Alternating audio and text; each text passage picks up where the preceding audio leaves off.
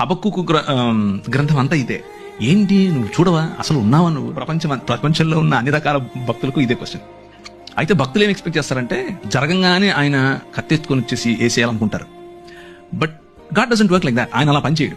ఆయన ఏమంటాడు అని అంటే, నా ప్లాన్ ఒకటి ఉంది, నేను చేస్తున్నా.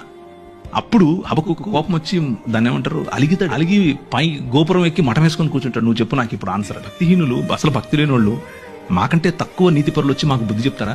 మేము హింసింపబడటం నీకు ఇష్టమా అని అడుగుతాడు ఈయన. ఏంటిది ఇలా చేస్తావా అంటే, దానికి ప్రభు ఏం చెప్తున్నాడు అని అంటే, నువ్వు చూస్తుండు, నేను చేస్తున్నా, నేను ఒక నూతన కార్యం చేస్తున్నా, అది వస్తుంది, అది జరుగుతుంది, you just need to see it. నన్ను క్షమించు, నాకు ఇప్పుడు అర్థమైంది.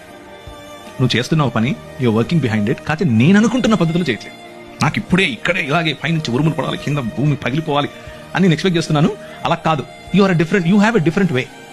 ఆ డిఫరెంట్ వేలో నువ్వు పనిచేస్తున్నావు అని గమనించిన తర్వాత హబక్కుకు ఏమంటాడంటే, సాలలో పశువులు లేకపోయినా, అంజూరపు చెట్లు ఫలించకపోయినా యెహోవా యందే నేను ఆనందిస్తాను. నువ్వు ఉన్నావు, నాకు అర్థమైపోయింది, నువ్వు చేస్తున్నావు, నమస్కారం స్వామి, నువ్వే చేయి అని చెప్తున్నాడు.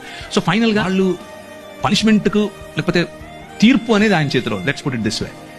మనం అనుకున్నట్లుగా కాకపోయినా ఆయన తనదైన శైలిలో, తన పద్ధతిలో సమస్తాన్ని నూతన పరుస్తున్నాడు. కొందరికి ఛాన్స్ ఇచ్చి నూతన పరుస్తాడు, కొందరికి పళ్ళు రాలగొట్టి నూతన పరుస్తాడు. రెండిట్లో ఏది కరెక్ట్ అనేది ఆయనకే వదిలేద్దాం, ఆయన చేస్తాడు. He's doing it.